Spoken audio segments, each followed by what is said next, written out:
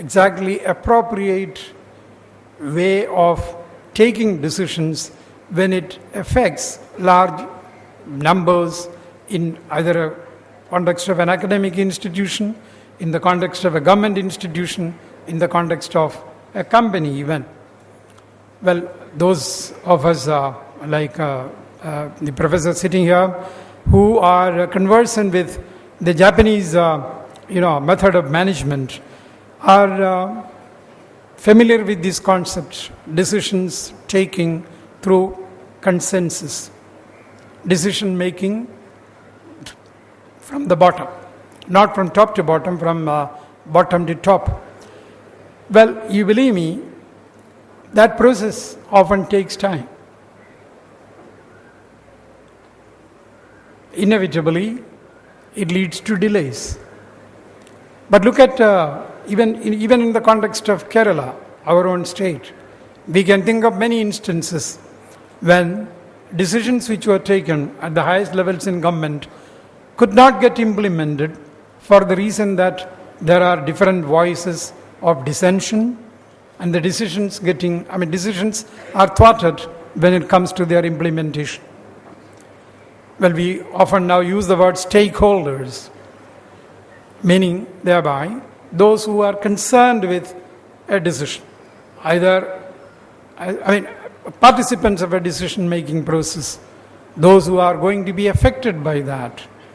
Take the case of a construction of a road, of an industrial project, introducing a new course, introducing a new subject, starting a new institution. These are all decisions which people take in their day-to-day lives. The headmaster of a school, principal of a college, the dean of a faculty, the secretary of a department of a government, the head of the department of an engineering department or any other department for that matter, they all take decisions at various levels. Well, at all these levels, when decisions are taken, it should be based on the principle of a participative decision making. Instead of a chief engineer or a secretary to government sitting down and using his knowledge, wisdom, experience, and whatever he thinks are the attributes for taking the decision, he writes it down, sends it down for implementation. Oftentimes it happens. But over a period of time, if you look around and if you do some research, you will realize that apparently it may appear to you that such decisions are fast. You can take those decisions in no time without any delay. And decision making through a participative process or through a process of consensus will take long time. But in the ultimate analysis, if you look at some examples, you will realize that those decisions which were taken through a participatory process, through a process of building a consensus, would get implemented faster and the results would be more satisfactory. So, young friends, I mentioned these 3 points to you because I believe that they are relevant for an engineer, for a doctor, whoever he or she is, and whichever is the station in life he or she is going to occupy. That's why Christianity, Christian institutions, when it comes to imparting value-based knowledge, they score over others, I believe, because this spirit of compassion in many ways is inculcated in the minds of the youngsters by these institutions. Whether they are, whether they are in robes, whether they are active, members of the church or of the clergy, or they are not, or I believe, have imbibed the spirit of compassion. And that spirit of compassion, young friends, is what should distinguish you and I from other forms of life. Well, you are all looking forward to aspiring to become this, that, or the other. Yes, it's a very genuine, very laudable, and very natural aspiration of all of us to do well in life. But while seeking to achieve the best in life for us, you be compassionate to others, particularly those who are not as fortunate as you and I are. Well, friends, as I mentioned, I have not come with a prepared speech in a series of lectures on In Pursuit of Excellence. I may not have talked about, I'm sure I did not talk about achieving excellence in any particular walk of life. I talked more about, what do I say, how to be part of a humane society of which you are all very, very essential part as compassionate human beings. Thank you. Good evening, sir. My name is Ashwin. Ashwin. Yes, sir. My question would be pertaining to a kind of a term which is called participatory decision making. So when we see what's happening around our country today, most of decisions are, I feel, in a way pertaining to development, imposed upon the people. For example, when a person doesn't want to give up his land, his land is forcibly taken away from him. Especially in the in the western parts or eastern parts of the country, in Orissa especially, and a lot of these organizations are coming up and saying these decisions are not participatory. It is not what they want. So leave them alone. So in this light, I would like your comments, sir. Is there any other question related to this? If anybody else would like to raise a point which is related to this, he or she is welcome, then, so that I can answer them together. Sir, you have been working with I.K. Gujral and Manmohan Singh. So which quality in you made a favorite of them, both of them? Can I answer the first one? I assume that there is no other question related to what Ashwin asked. If I got him correctly, he followed up the point that I made about, participative decisions by consensus, and brought out that when you acquire land for a project or do something like that, it's not through a participatory process. Well, he is right. Let me explain the best I can.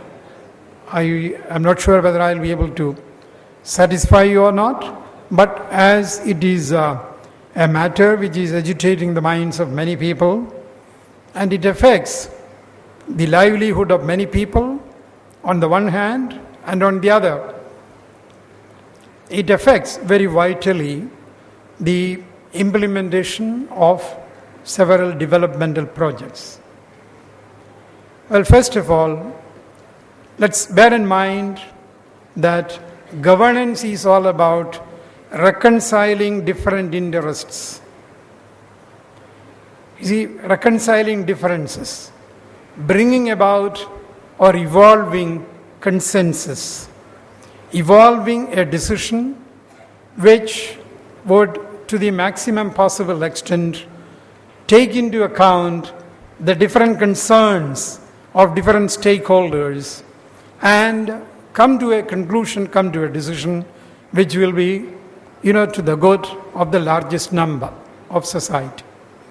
Let's be realistic about it. Oftentimes, even in a family, the interest of one member of the family may not be entirely the interest of the whole family. There are occasions when, between husband and wife, between son and father, brother and sister or brothers, there are differences. But these differences within the four walls of the family are sought to be resolved. Of course, there are times when they are not resolved and they make recourse to the courts of law and then do it. But unfortunately, in today's world, there are rare occasions when, without recourse to a dialogue and a process of evolving a consensus or going through the established procedures of law, people, fight. People tend to create, people tend to indulge in physical violence, causing all kinds of avoidable problems. Having said that, let's come to look at a preposition for, I'm not evading the issue, let me confront it, specifically for construction of a road or construction of an industrial project. We have examples of this kind in this state elsewhere. In some cases, the process was avoided or the process was given up for different reasons. Well, in all these, what I mentioned in the beginning holds good. But it doesn't mean that you consult each and every stakeholder at different points of time. Land for projects are acquired or is acquired through a process established by law. Now, the laws of the land reflect the will of the people. We are a functioning democracy. What you and I, or what the voters, or what the electorate of a state or of the country need, are reflected through the views of their elected representatives. So, in practice, this representative democracy may assume different manifestations, some of them desirable, some of them may not be desirable. I'm not getting into that. But what I'm trying to convey, young friends, is that there are certain decisions which are taken based on what we call the law of the land. In respect of land acquisition, there is a central government legislation. There are legislations made or modifications of that central legislation made by the states. So under the provisions of the law, land is sought to be acquired for specific purposes which are permissible under the law.